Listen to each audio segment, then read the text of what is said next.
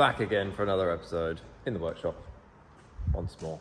This video is just going to be a short interval one because currently, this week, we've got man himself, Gareth Kitchens here, editing up video of the Cornwall trip.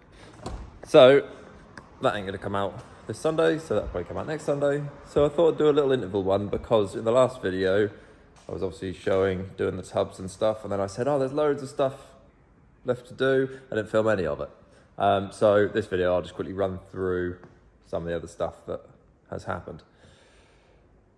Van's on the ramp at the minute because done Cornwall, then we went down to Goodwood for Players Classic, which was sick. But I was having issues the whole way down there.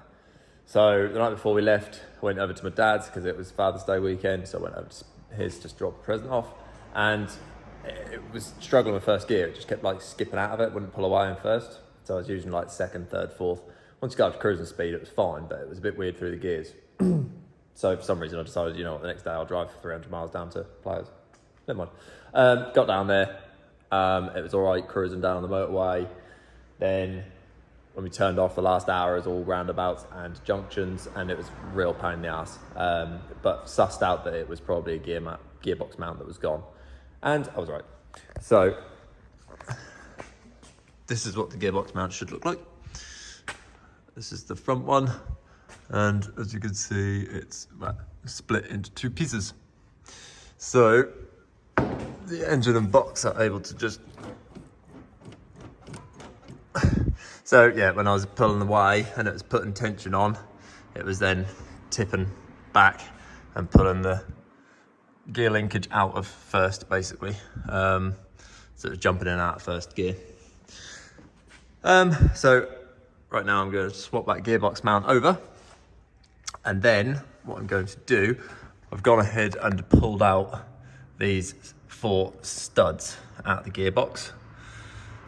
Not today, but I'm going to, well, today I'm going to make a template. I'm going to make a drawing for a bracket that will bolt onto here, put longer bolts in, probably do it out of some 10mm steel.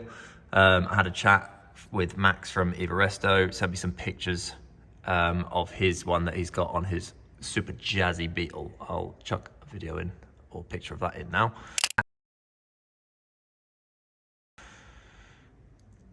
So yeah, I'm gonna make an intermediate gearbox mount, because at the minute there's only this front one here, and then you've got then the 2 that are here. But that's it, there's no mounts on the engines on these. So all the support is literally at the front of the box and the back of the box. So it's quite a lot of, even though it's not a powerful engine, it's quite a lot of tension, force, movement going on to that. So yeah, I'm gonna make a plate that goes on there. Then I'm gonna get some sort of engine mounts of some description to go here and here, and I'll make a plate, it'll all bolt together, I'll weld it onto the frame, just to give that helping hand, because that's the second one of these that I've actually gone through in the last 2 years of having it on the road, which is about probably 10,000 miles. I don't think you're supposed to go through, you know, that many gearbox mounts. So yeah, I'm gonna do that. What else have I got to show you whilst we're under here? Yeah, so obviously got the bigger wheels and tyres on. Had to tub up higher. You can't see it. I'll try and show you that from above. But yeah, so they got tubbed higher. Brake servo. Oh, I still haven't even painted that.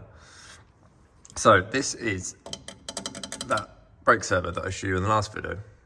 This is I think it was like a 40-50 pound thing off eBay for like a Land Rover or a classic car or something.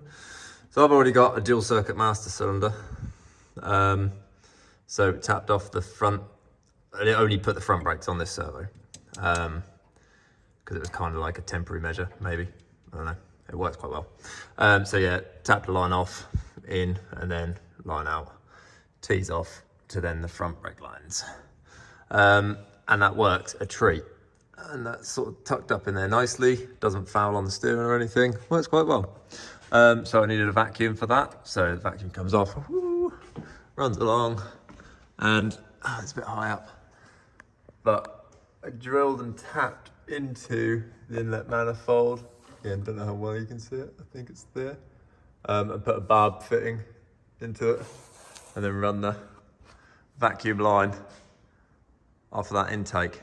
Yeah, works treat. The brakes before were like the pedal was really hard, but it didn't really do anything. You have to hammer on there. Like you sometimes use like my hand on my knee to give it some extra push to try and make it brake. But now the pedal's like softer, but it does what it's supposed to do. Like, you know, you touch the brakes and it works. Like, you don't find yourself fighting it all the time. Don't find myself nearly hitting into the back of people. Works very well. The tubs worked out really well. You really can't see anything under this thing. Yeah, worked out really well. You can get rubbing on the tub up there already. Yeah, I can actually get the full lock of this thing when it's lower down. At a nice height, I can barely even go forward this height. But yeah, it goes high, but when you lift up high, the front wheel goes forward because of how them arms go. But you can't get full lock when it's high like that, because obviously it's too close to the front of the tub. But I can't bring the front of the tub further in because obviously that's where my foot is for the clutch pedal. So if I would have brought that further forward, that'd be so uncomfortable. On your feet, you'd have no floor space. But luckily, drive it low anyway. So that works quite nicely. I'm gonna get on, change this gearbox mount, and then show you around some of the bits that we've done on the inside, ready for the holiday.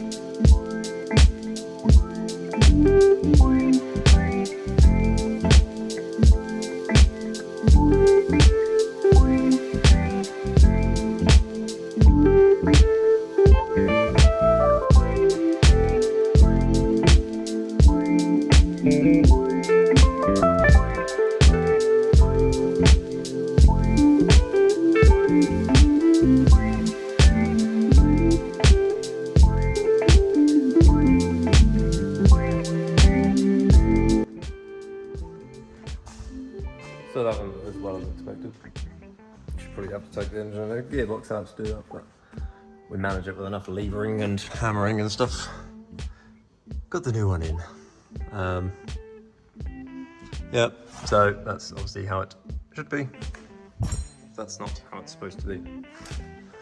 So whilst that's done, I've just been mocking up, messing with templates.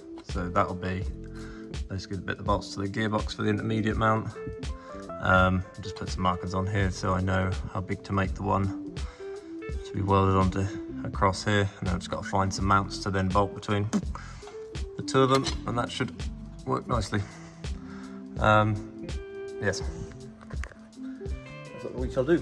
So I can now, I've made that template, get this bit off the ramp again, have some fun in it until I get jacks to draw them up and cut them bits of plate on the plasma, find some mounts. I'll try to get on the ramp another day to actually finish that intermediate mount off. Right, let's get this off the ramp.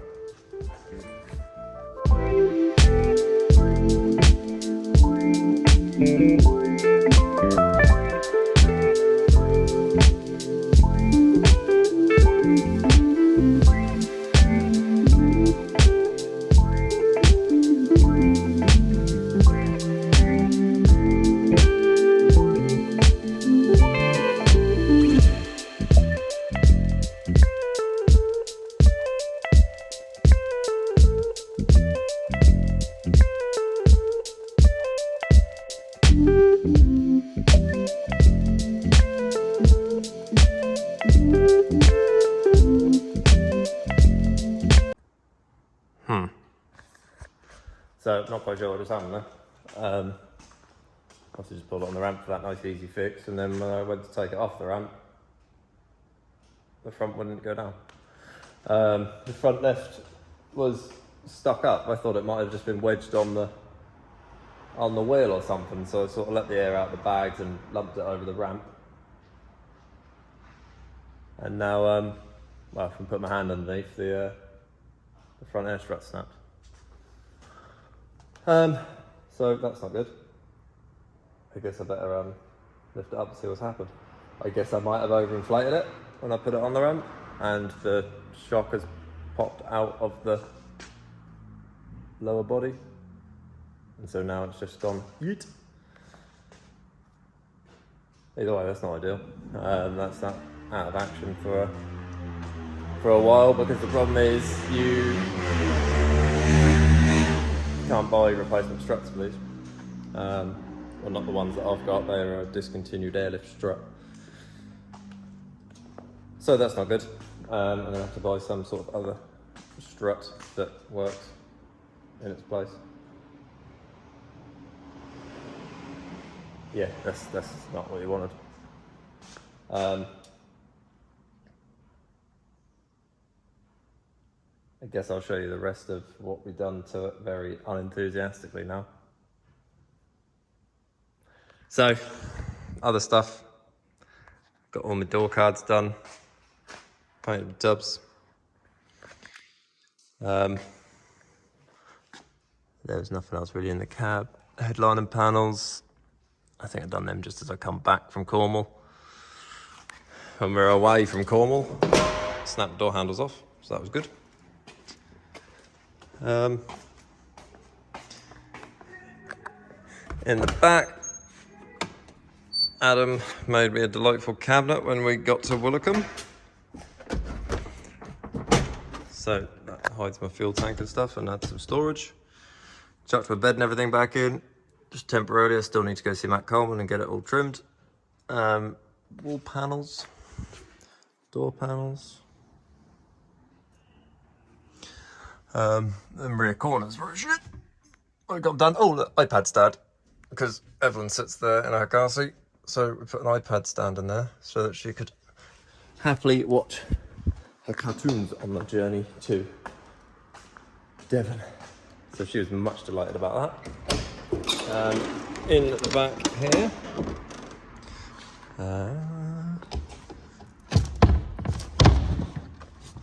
I finished that trim off and sealed it down, which is where we left off in the last video. There's my extra little tubs. Cut them up, got them in, and that was about it really. I said I got that red panel done. Yeah, I definitely would have been more enthusiastic about showing you all that stuff, but yeah, I'm a bit pissed off now. I snapped that strut. I was going to drive it home in a minute. Guess not. I shall park it up somewhere and leave it. Maybe get that strut off. Yeah, not happy. Never mind. Cornwall video will be up next weekend. So, enjoy yourselves until then. Laugh at my misfortune. See you next week. Like and subscribe. Right, well, me and Gareth managed to move it, which is handy because, you know, I've got work to do this week. So we've got it here. So I should be able to get the next T5 in and onto the ramp. Might be a bit more of a jiggery pokery, but, you know, it's not going anywhere else. Yeah, got it here. I'm going to get this strut off. See what the hell's going on, but I don't know how well you can see it. It's not very straight. So I'm going to dismantle it, see what the hell's going on with it. I don't know why it got stuck. I don't know whether I aired up too much and it's popped the internal shock out of the lower and then tried to drop it down and it's then yeeted out, or what. But that was a nightmare. I couldn't turn, really. Just couldn't turn at all to get here. So yeah, I'm going to strip that apart and see what's occurring.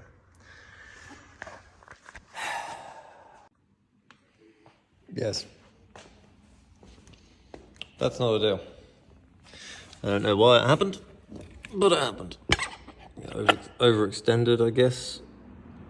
That snapped. I guess that thread was on there.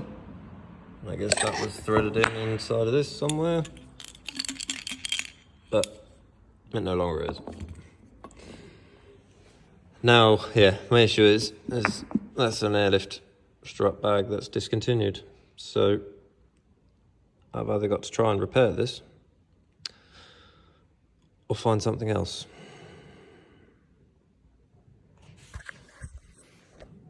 Not ideal. But we move. I ain't gonna get too down about. Just cry myself to sleep tonight.